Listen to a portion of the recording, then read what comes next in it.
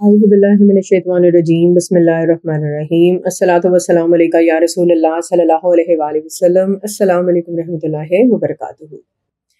ایک بار حضرت بابا صاحب رحمۃ اللہ علیہ اپنے مریدوں کے حلقے میں بیٹھے ہوئے تھے اور تمام مرید خاموش اور مؤدب بیٹھے ہوئے تھے۔ اتنے میں ایک قلندر وہاں آیا۔ اسے جب خاموشی کا یہ عالم دیکھا تو زور سے بولا، فرید یہ تماشا کیا ہے؟ بابا صاحب رحمۃ اللہ علیہ نے بڑی نرمی سے فرمایا، آپ کس تماشے کی بات کر رہے ہیں؟ قلندر نے کہا، کیا یہ تماشا نہیں ہے کہ خود پتھر کے دیوتا کی طرح بنے بیٹھے ہو اور لوگوں سے اپنی پرستش کراتے ہو؟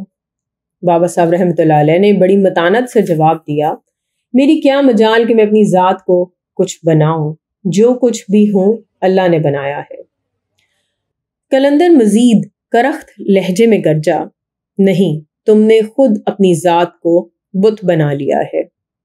اس پر بھی بابا صاحب رحمۃ اللہ علیہ کی پیشانی شکن آلود نہ ہوئی اور آپ رحمۃ اللہ علیہ نے اسی شیریں انداز میں فرمایا، بالکل نہیں، کوئی انسان اپنے آپ کو کچھ نہیں بنا سکتا، ہاں اللہ تعالیٰ جسے چاہے اپنے بندوں میں سرفراز فرما دے۔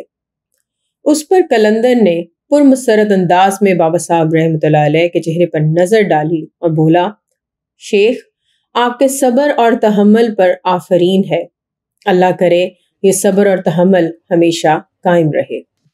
یہ قلندر در حقیقت حضرت بابا صاحب رحمۃ اللہ علیہ کے صبر اور تحمل کی آزمائش کر رہا تھا۔